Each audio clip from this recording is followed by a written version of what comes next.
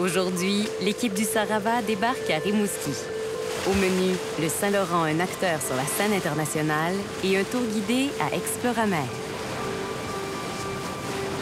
Ici Yves Jean, biologiste et capitaine du Sarava, qui vous souhaite bienvenue à bord.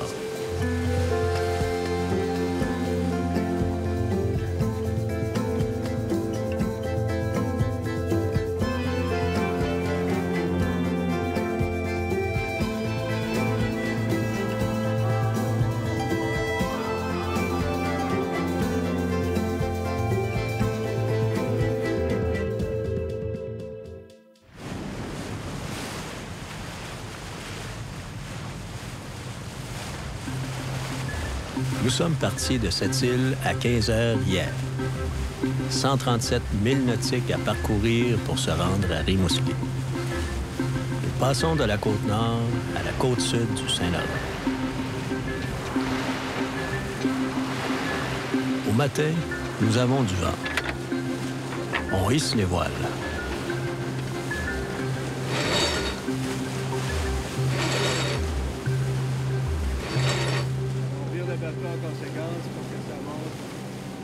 Superbe navigation côtière. Au passage, un paysage familier sur la côte, des éoliennes.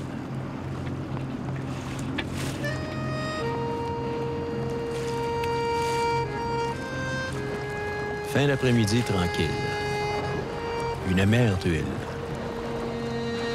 L'équipage en profite pour écouter de la musique et faire quelques tâches ménagères. Nous arriverons à Rimouski plus tard que prévu.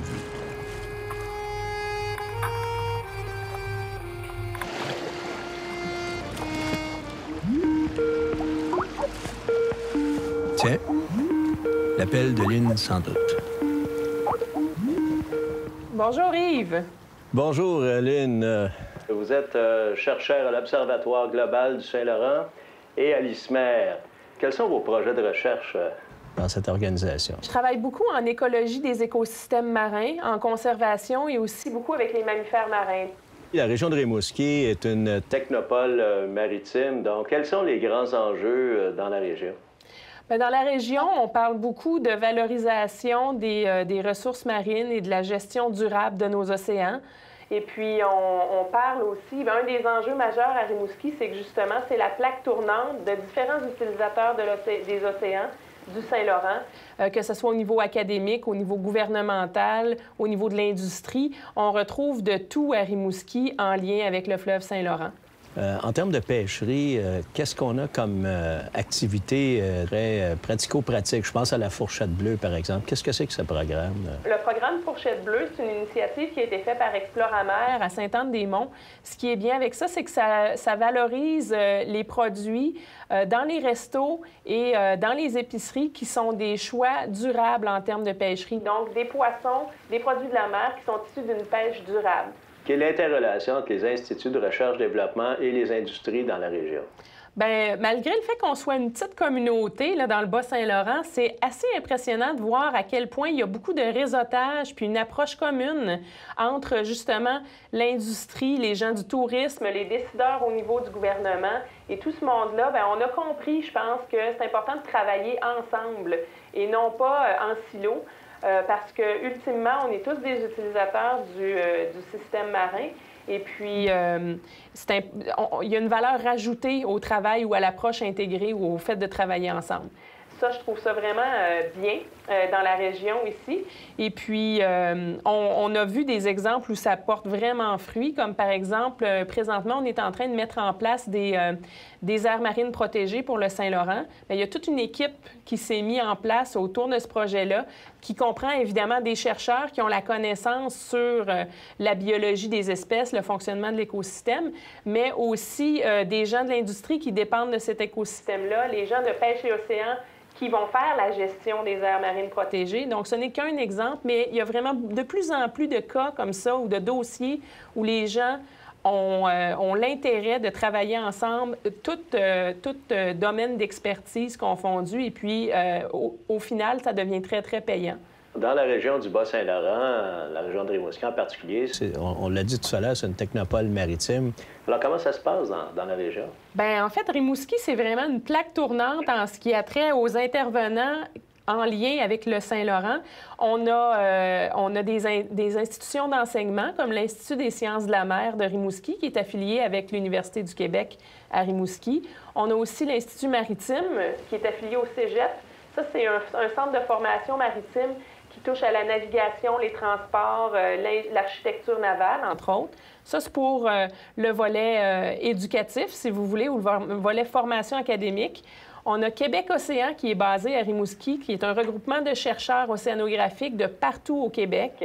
Et puis ensuite, bien, il y a des regroupements de pêcheurs, évidemment, pour l'utilisation de la ressource.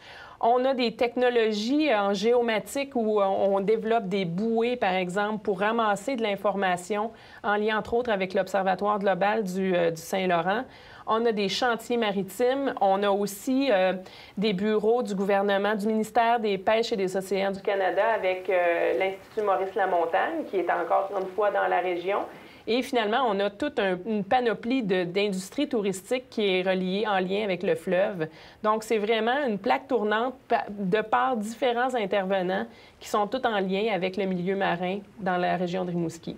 Yaline Morissette, merci beaucoup et à bientôt. Merci et bonne route. Encore quelques heures à faire dans un calme plat.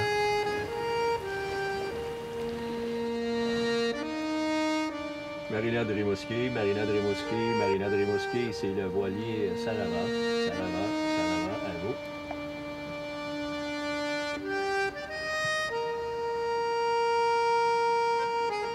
Arrivé de nuit à Rimouski, il faut suivre la chenille.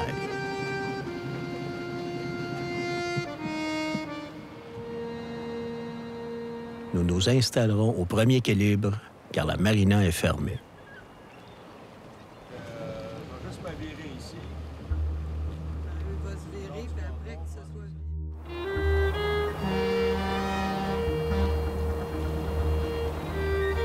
L'équipe prend la route 132 en direction de Sainte-Anne-des-Monts.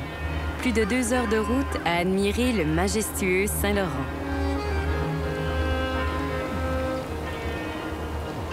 Situé sur le quai de Sainte-Anne-des-Monts, en Gaspésie, Exploramer est un complexe d'activités sur le milieu marin du Saint-Laurent qui a accueilli plus de 320 000 visiteurs dans les 10 dernières années. Lors de votre escale, vous y découvrirez un parc aquarium, un musée et, pour les plus aventuriers, une activité de cueillette de poissons et des excursions en mer. Du même côté que la...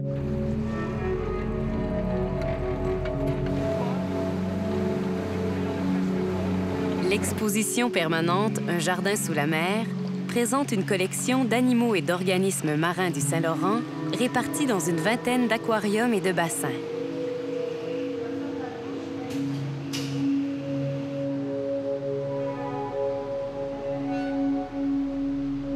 Également au menu, 5 expositions temporaires, dont l'exposition interactive « La mer dans tous les sens », où on vous apprend à toucher comme un homard, voir comme un cachalot, goûter l'eau salée du Saint-Laurent, sentir les effluves de la marée basse et entendre les cris des belugas. En 2009, Sandra Gauthier met sur pied un programme qui a pour mandat de favoriser le développement durable des ressources du Saint-Laurent. Le programme Fourchette Bleue. Embarquement immédiat pour une exploration du Saint-Laurent vue par Exploramer.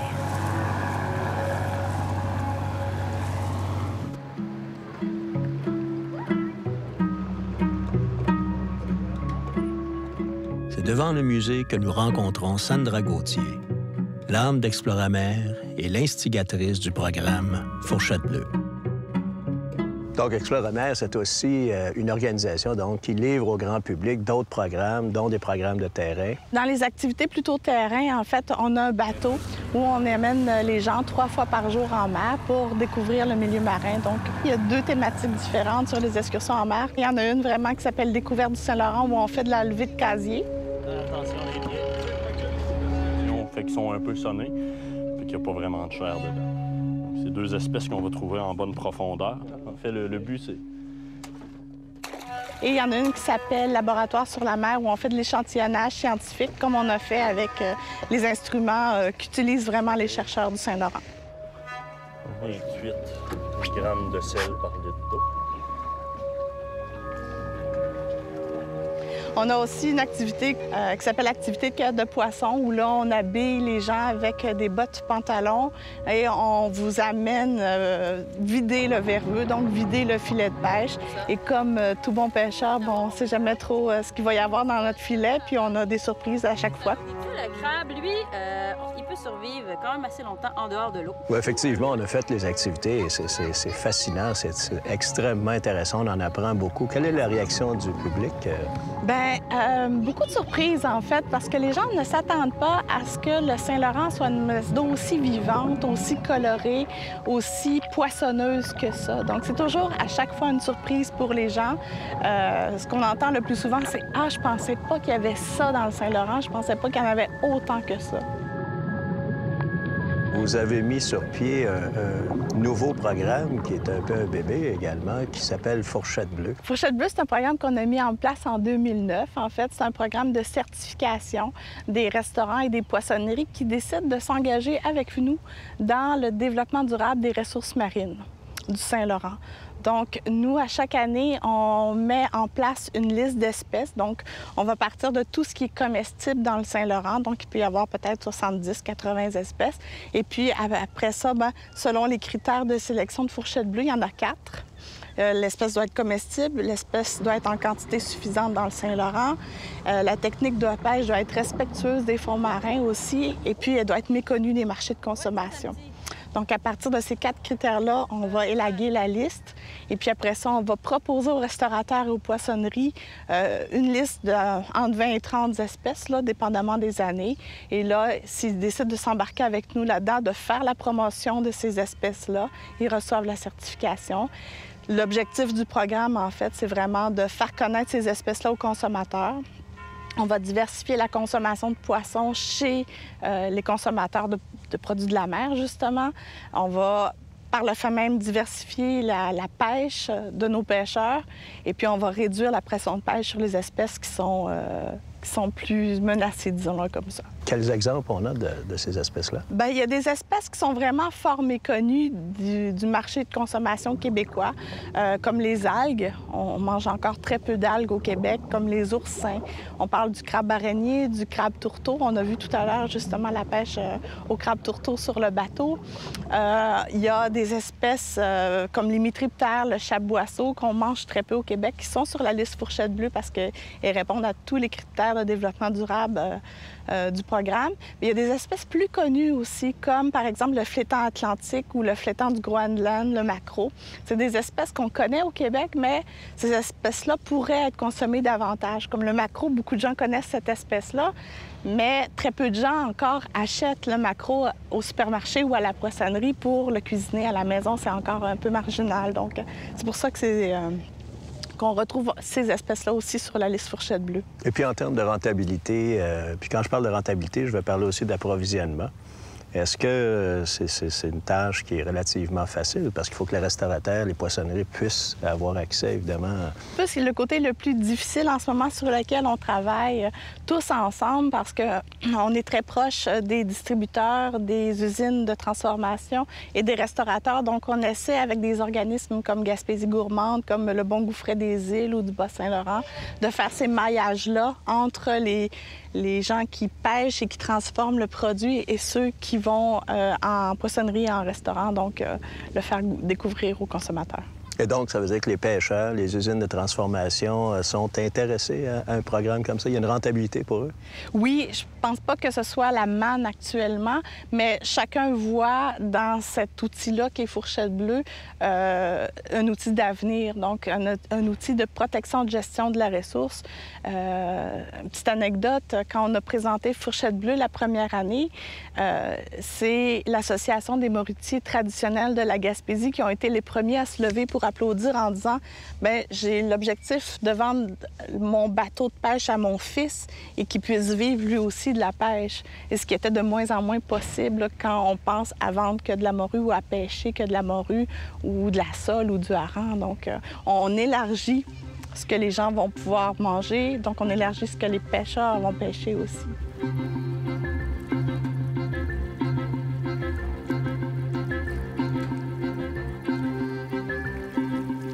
Rencontre avec Jean-Guy Lévesque sur les impacts du programme Fourchette Bleue sur sa pêche. Commencez-vous à pêcher d'autres espèces en fonction de ce programme-là? Bien, c'est que pêcher d'autres espèces, pas nécessairement parce que nous autres, on tend au filet. C'est que ce que les filets prennent, on essaie de rentrer le plus possible d'espèces que l'usine de transformateur veut acheter, veut prendre aussi. C'est surtout ça, tu sais. C'est sûr qu'il y a des sortes qu'on commence à voir un peu là, un petit changement, là, tu sais. Comme le bourgos, ça fait longtemps que le bourgos, c'est comme une sous-espèce. On peut dire le bourgos, c'est pas une espèce qui est la plus, qui était la plus demandée dans le temps. Puis il y avait des périodes là, qu'on n'était pas capable de vendre notre bourgos, là. On pouvait rentrer avec, on cherchait des acheteurs. Des fois, il fallait repartir, puis, même aller jusqu'à le jeter à l'eau. C'est à ce point-là, là, tu sais. Maintenant, là, on a des marchés à l'année. Ça va mieux, là, tu sais. On s'aperçoit beaucoup là, qu'au point de vue du bourgos, là, c'est un plus. Il y en a beaucoup plus sur les tables, dans les restaurants, tu sais. Non, franchement, là, je trouve que c'en est un des produits, là, des sous-espèces qu'on voit un changement. Vraiment.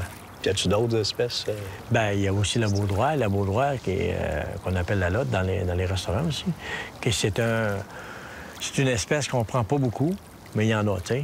Fait que ça aussi, on a un bon marché pour ça, tu sais. Après ça, ça va dans nos espèces, la sole, ces choses-là, tu sais. C'est plus les espèces qu'on prend régulièrement en prise accidentelle de nos filets, là, tu sais. Comment vous voyez ça, vous, l'avenir de la fourchette bleue? Bien, moi, je trouve que c'est vraiment un beau principe. Ça va faire connaître des espèces, des sous-espèces. Puis en même temps, c'est justement de diversifier un peu aussi. Il faut penser aussi à nos jeunes qui vont prendre la relève, tu sais, de diversifier plus. Bien là, c'est sûr que ça amène plus de revenus pour le pêcheur. Puis en même temps, bien, c'est tout le monde qui en bénéficie. Ça va jusqu'à la table.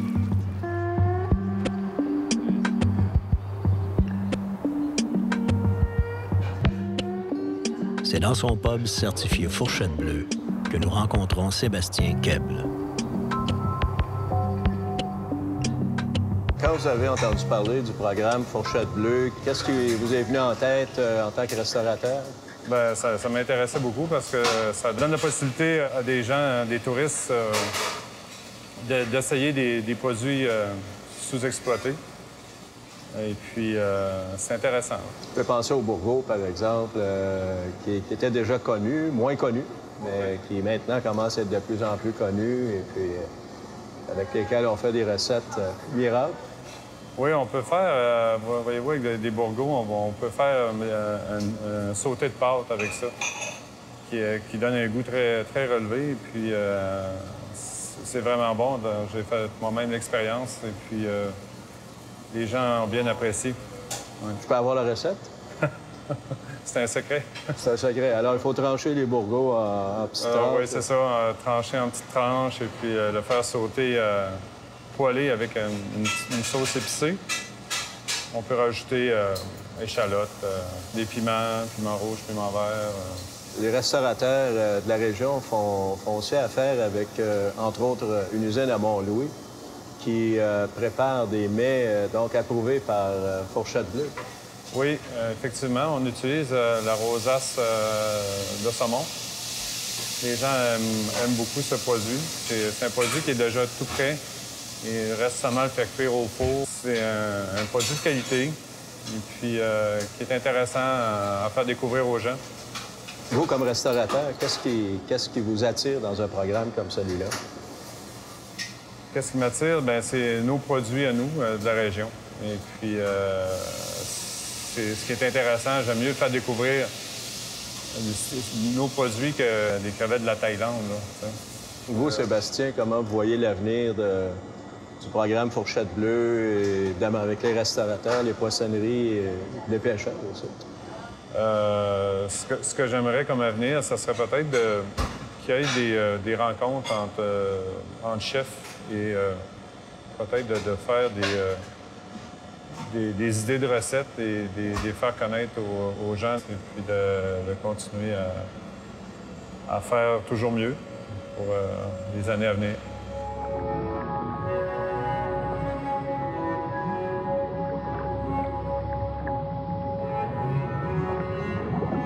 Vous faites des activités de promotion pour les consommateurs? Oui, en fait, on fait des salons où on parle de gastronomie, où on parle de restauration. Donc, et on fait aussi des rencontres avec les chefs des restaurants.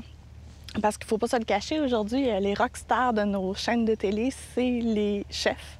Donc, on voit énormément d'émissions de cuisine de plus en plus partout à la télé. Donc, ces gens-là ont le micro et sont capables d'amener les gens à consommer ces espèces-là, à essayer.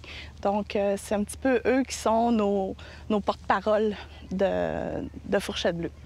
Comment voyez-vous l'avenir du programme? Bien, j'espère que pour les prochaines années, en fait, les consommateurs choisiront délibérément les endroits où ils pourront goûter des espèces Fourchette Bleue dans un premier temps, et puis qu'ils prennent la relève à la maison pour les cuisiner. Et puis, j'espère vraiment que dans 15 ou 20 ans, on puisse le fermer, le programme, en disant « mission réussie ». Maintenant, on a une gestion saine de nos ressources marines et qu'on puisse passer à un autre défi. Merci beaucoup pour cette entrevue extrêmement riche. Bien, merci à vous. Puis en terminant, je vous offre un petit chocolat aux algues. C'est aux laminaires. Les laminaires qu'on a pêchés aujourd'hui et sur le bateau et dans l'activité de cueillette de poissons. Bien, on a un chocolatier à Sainte-Anne-des-Monts ici qui nous en a fait un petit délice. Donc, je vous laisse... Bien, merci beaucoup. Je peux prendre les 5? Absolument.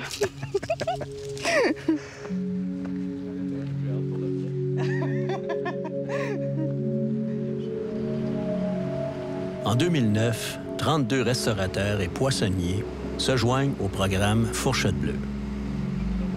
En 2012, Sandra Gauthier nous annonce fièrement qu'il y a maintenant 80 restaurants et poissonneries certifiés Fourchette Bleue à Montréal, Québec, Sherbrooke, Charlevoix, au Saguenay et sur la Côte-Nord. Bravo, Sandra.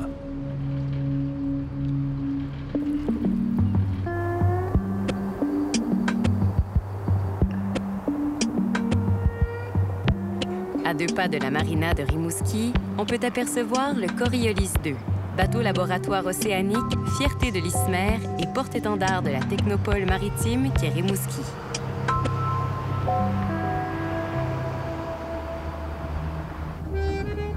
Situé en bordure du plus grand estuaire du monde, celui du Saint-Laurent, Rimouski regroupe une concentration unique de chercheurs spécialisés dans les sciences de la mer, répartis dans de grandes institutions de réputation internationale. L'ISMER, l'Institut Maurice-Lamontagne, l'Institut maritime du Québec, ainsi que l'Université du Québec à Rimouski.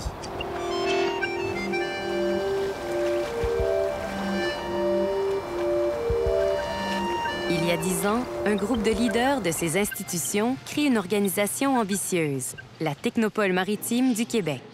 Mandat, favoriser l'émergence d'une économie bleue. Comment?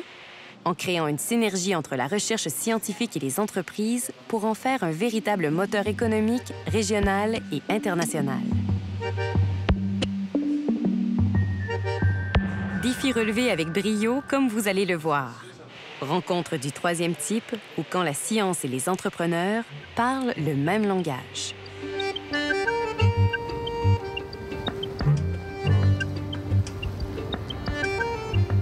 C'est à bord du Coriolis II, navire océanographique de l'ISMER, que nous rencontrons un des membres fondateurs de la Technopole, Serge Demers.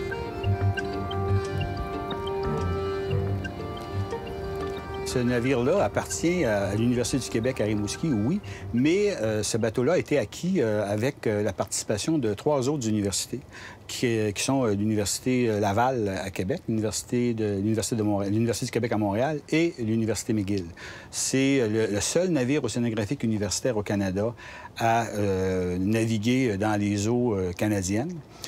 C'est un navire qui a des équipements à la fine pointe de la technologie, tant au niveau du positionnement pour, par exemple, retrouver les équipements qui ont été mouillés parce qu'il y a un système de positionnement dynamique. On a aussi des systèmes pour pour cartographier les fonds avec des multifaisceaux hyper sensibles. Quels sont les projets de recherche là, tout à fait récents qu'on fait en ce moment sur le bateau? On travaille beaucoup actuellement sur tout ce qui touche l'érosion des berges. Et donc là, il y a des études qui se font actuellement pour comprendre les processus d'érosion et le navire est utilisé pour aller placer des équipements de mesure le long des berges du Saint-Laurent pour étudier justement ces mécanismes d'érosion-là.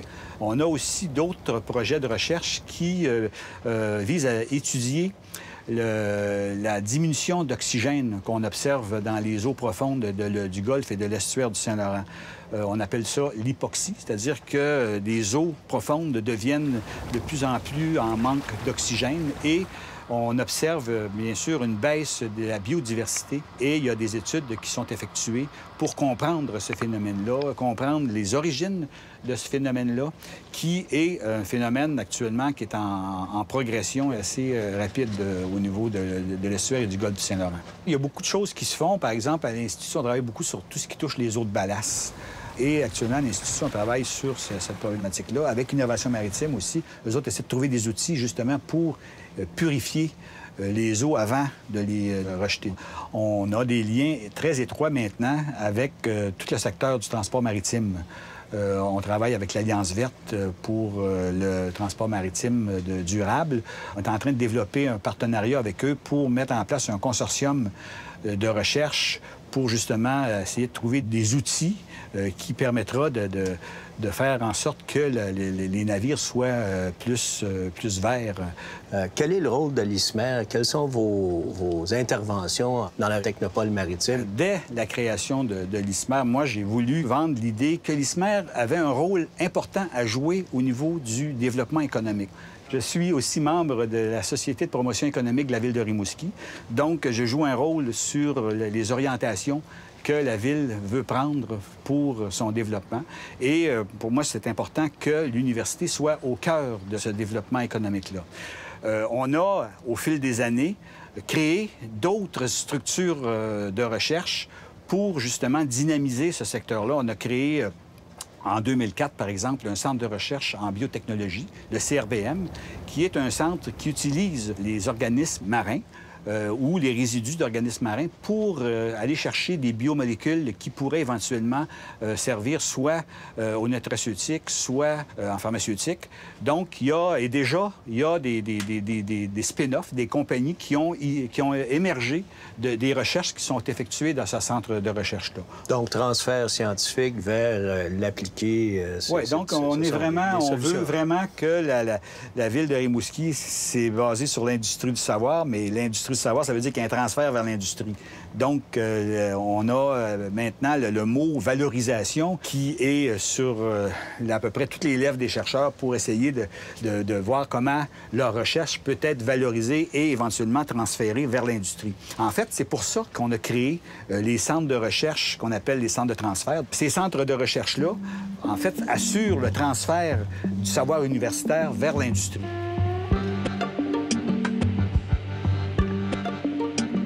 Rencontre avec Martin Beaulieu, qui a choisi Rimouski pour y établir son entreprise Innovactive. Bien, nous, on fait surtout des extractions.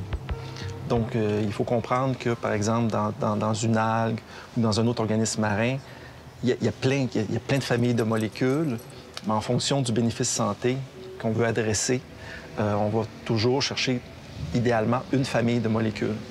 Donc, qu'est-ce qu'on va faire? Par différents modes d'extraction, on va aller chercher vraiment une fraction qui va être enrichie dans les molécules d'intérêt pour vraiment amener un produit, au final, qui va être, je dirais, plus ou moins standardisé sur une base d'activité qu'on garantit à nos clients, aux utilisateurs finaux, qui, eux, exigent une efficacité quand ils prennent un supplément nutritionnel ou un produit cosmétique. Donc, vous vous adressez à des transformateurs. Vous ne vous adressez pas au grand public, donc avec un produit fini. Innovactive ne fait pas de supplément nutritionnel, produit fini, ne fait pas de produits cosmétiques.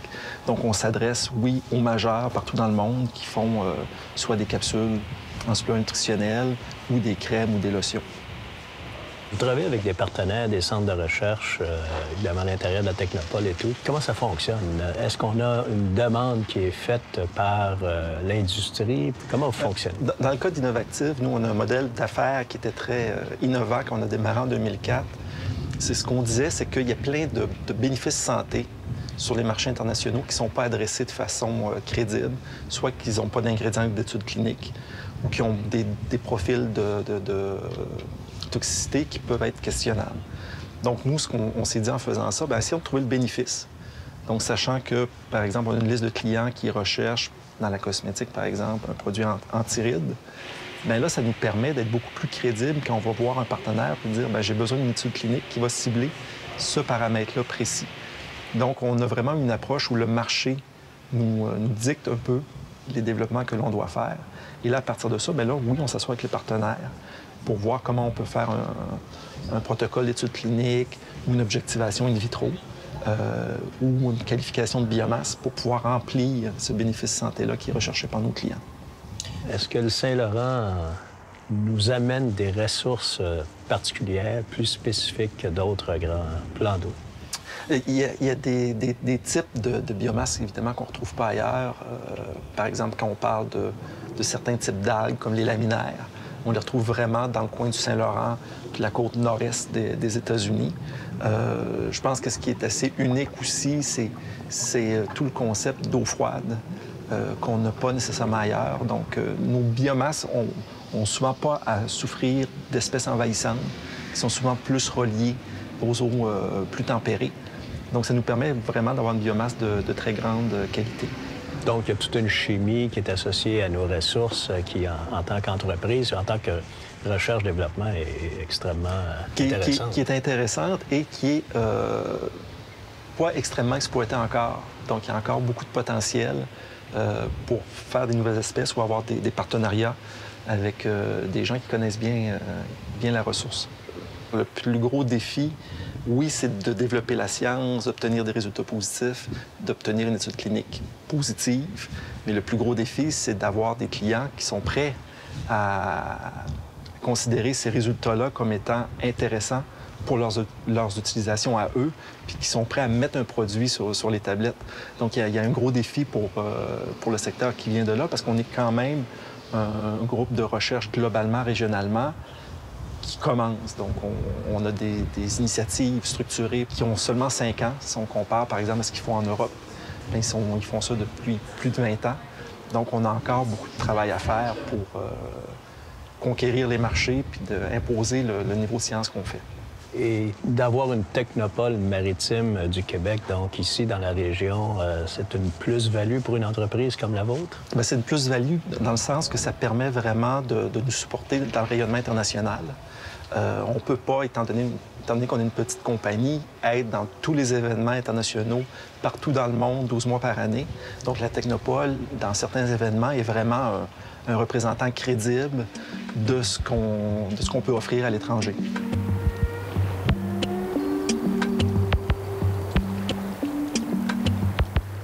Rencontre avec Laurent Bellavance sur l'importance régionale et internationale de la Technopole.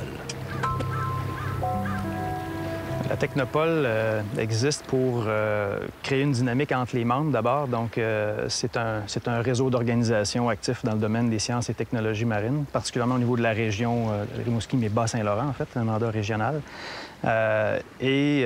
Donc, de par notre ancrage régional, on a aussi un mandat de développement économique fort. Donc, notre objectif est vraiment de créer une dynamique économique pour la création d'entreprises, la création d'emplois autour de l'industrie des sciences et technologies marines, principalement.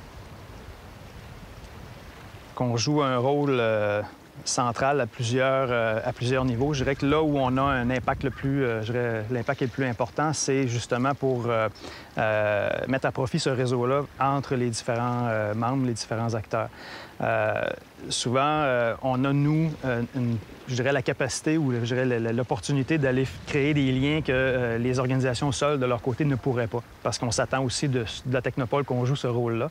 Donc, vous parlez d'organisations régionales, provinciales et aussi internationales. Oui. Donc, quels sont vos partenaires à l'échelle internationale? Qu'est-ce que vous faites avec eux?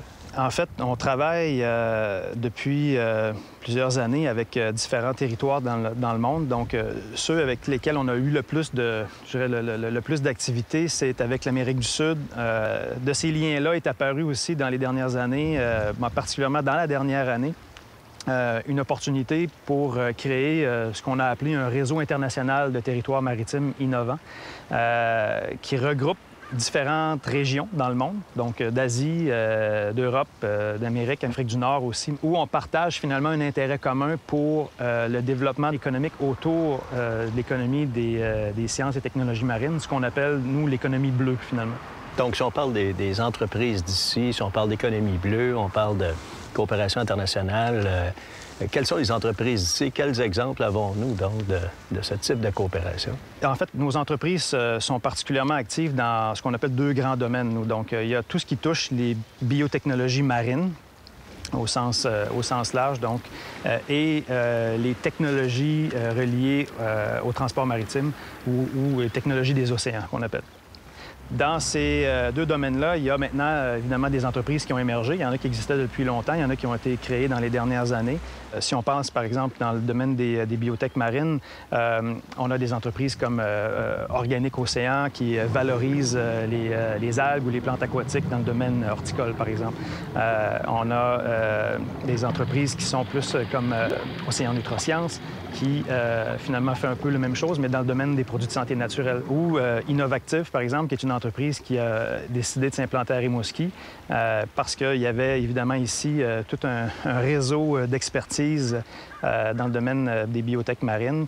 Donc, on parle d'utilisation de la ressource, conservation de la ressource, développement durable. Vous avez parlé d'économie bleue. J'imagine donc qu'il y a un impact socio-économique relativement important, non seulement pour la région ici, mais pour la Gaspésie, Côte-Nord, l'ensemble du plan. C'est tout l'Est, en fait, évidemment, qui est visé, parce que quand le Technopole a été créé au départ, c'est toujours dans une optique de stratégie Est, évidemment, c'est le Québec maritime. Donc, tout ce qu'on fait, nous, comme effort, en collaboration avec ces régions-là, parce qu'on a des acteurs dans tous les territoires qui font un peu ce travail-là aussi, apporte évidemment un potentiel de développement puis de croissance économique important. Et ça fait partie d'une stratégie aussi provinciale et nationale. Parce que nous, ce qu'on fait, on le fait aussi dans le cadre d'une stratégie du gouvernement du Québec qui s'appelle la stratégie ACCOR, qui sont les fameuses stratégies de différenciation, je dirais, économique des régions et de spécialisation. Et le territoire ici de Bas-Saint-Laurent, Gaspésie-Côte-Nord est identifié comme région pôle d'excellence en sciences de la mer et en sciences et ressources de la mer. Comment voyez-vous l'avenir de la technopole maritime du Québec? Ouais, c'est un avenir qui est drôlement intéressant parce que je pense que ce qu'on fait, le domaine dans lequel on œuvre, est drôlement porteur à long terme. Donc, pourquoi on dit ça? C'est que on sait pertinemment qu'il y a actuellement, je dirais, une intensification de la recherche, autant institutionnelle qu'industrielle, autour des ressources de la mer. Si on regarde le potentiel économique du domaine dans lequel on œuvre à l'échelle internationale, les croissances en biotech et en technologie marine sont très fortes dans des domaines dans lesquels on œuvre. Donc, le marché potentiel dans le monde, c'est des milliards de dollars. Maintenant, étant donné qu'il y a beaucoup de secteurs qui sont en émergence, c'est encore difficile des fois de bien chiffrer exactement les marchés dans lesquels on œuvre. Mais les entreprises avec lesquelles on travaille, évidemment, ont un marché extrêmement vaste, je dirais, dans lequel travailler. Le défi, c'est évidemment d'avoir un succès quand on parle à l'international. Un exemple de la synergie qu'apporte une technopole. L'ISMER travaille actuellement avec des chercheurs d'Argentine, du Mexique, du Brésil et de la France pour comparer le Saint-Laurent à des environnements ayant subi des déversements pétroliers.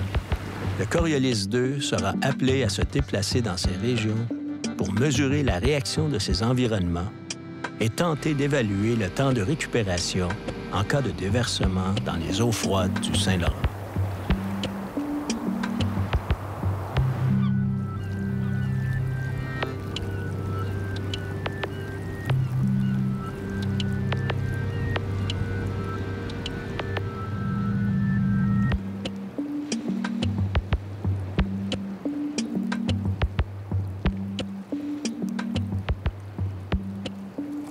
Lynn Morissette, chercheur à l'Observatoire global du Saint-Laurent, et Martin Beaulieu, directeur scientifique chez Innovactive. Tout d'abord, bienvenue sur le Sarava. On a couvert plusieurs enjeux donc, dans cette émission. Est-ce qu'on peut dire qu'il y a une articulation entre les institutions académiques, l'entreprise, les centres de recherche dans la région? Bien, il y a toujours un défi de s'assurer de pouvoir aligner ça. Je pense que les démarches qui ont été entreprises depuis les dernières années font qu'on est de plus en plus alignés. Puis, par exemple, l'Observatoire du Saint-Laurent est un peu issu de cette synergie puis de cette collaboration-là, où des gens qui travaillaient pour Pêche Océan ont commencé à travailler avec des scientifiques. Et là, on vient d'avoir sur la table un nouveau modèle d'affaires qui offre une nouvelle prestation de service qui n'existait pas avant. Donc, je pense que c'est la beauté d'avoir cette synergie-là régionale aussi. On voit de plus en plus de belles histoires de succès avec ça. On parle des ressources du Saint-Laurent. Donc, quel est l'état du Saint-Laurent, à votre avis? Il y a vraiment des trucs qui commencent à porter fruit dans le Saint-Laurent. Puis les ressources commencent à aller mieux. On le voit au niveau de la pollution, ça a vraiment diminué à partir du moment où les gens se sont rendus compte de l'impact qu'ils pouvaient avoir sur l'océan. Donc oui, ça va mieux, puis c'est avec des idées innovatrices comme ce qu'on voit à Exploramer, puis avec la recherche de pointe, par exemple, qui est faite ici par les institutions académiques dans la région, qu'on va encore plus réussir à atteindre nos objectifs de conservation des océans puis du Saint-Laurent. Comment voyez-vous le Saint-Laurent dans 20 ans? C'est une bonne question. Bien, je pense qu'on découvre encore le potentiel parce qu'on a modifié notre angle d'approche. Donc, on fait encore, je pense, de une base régulière, des belles découvertes. Je pense qu'un des défis auxquels on va devoir faire face, c'est toute l'érosion qu'on a sur les berges, qui, ça, nous pose plus de soucis. Avant, on parlait plus de contamination, parce que oui, il y a une industrie, mais il y a un mode de vie qui est rattaché aussi au fait qu'on habite sur les bords du Saint-Laurent, qu'on va devoir protéger dans le futur aussi. On suit de très près l'évolution des populations qui vivent en lien avec la glace, que ce soit au niveau de l'érosion des berges pour les populations riveraines, humaines, mais aussi pour une quantité d'espèces fauniques qui sont associées à cette glace-là. Ça, c'est des changements clairs qu'il y a au niveau du climat. Puis, on s'intéresse à ça. Puis, au niveau de l'érosion des berges, le problème est à ce point criant que maintenant, il y a toute une équipe de recherche à l'Université du Québec à Rimouski qui est spécialisée à étudier les problèmes socio-économiques reliés à l'érosion des berges. En fait, au final, je pense que le Saint-Laurent, il appartient pas seulement aux pêcheurs ou qu'à l'industrie des hydrocarbures ou qu'à un type d'industrie en particulier. Le Saint-Laurent, c'est l'histoire, c'est l'affaire de tout le monde. Et puis, il faut se l'approprier. Il faut se l'approprier, puis il faut absolument créer un sentiment d'appartenance à ce fleuve-là pour pouvoir le protéger le plus possible. Pas seulement pour les pêcheries, mais vraiment pour tout le monde, parce qu'ultimement, tout le monde de près ou de loin va être impacté par ce qui arrive au Saint-Laurent. Alors, Lynn Morissette, Martin Beaulieu, bien, merci beaucoup d'être venu nous rencontrer sur le Sarava. Et puis, je vous invite à prendre le verre de l'amitié en bonne tradition à bord du bateau. Alors, encore une fois, merci beaucoup. Plaisir. Merci. Santé. Santé.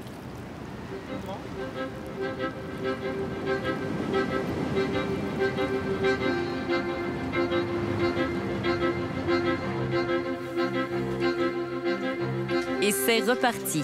Prochaine destination du Sarava, Tadoussac. Nous partons à l'aube, quelques heures avant la marée montante. Tous les habitués du Saint-Laurent le savent, partir en retard sur la marée, c'est faire face à des courants contraires et allonger le temps de navigation. Le collier est là. Et là, il faut que tu checkes, là, tu te promènes avec ton joystick pour aller voir si tu n'aurais pas des triangles de bateau. Gestion intégrée des zones côtières. Le concept est important. Les ressources de la mer sont riches et la science, ainsi que l'implication des communautés locales, me fascinent toujours d'une émission à l'autre. Un navire scientifique, le transfert de la connaissance, des outils d'éducation populaire et un programme gastronomique. Le Saint-Laurent est bien servi. Nous passons au large de l'Anse à l'Orignal, un des rares mouillages sur la rive sud. C'est un abri sûr, sauf par vent d'est ou nord-est. Vent contre marée en direction de l'île Biquette. Ça brasse un peu dans le bateau et dans le cockpit. Ici Yves-Jean, qui vous remercie d'avoir été des nôtres. À la semaine prochaine pour de nouvelles rencontres sur le Saint-Laurent.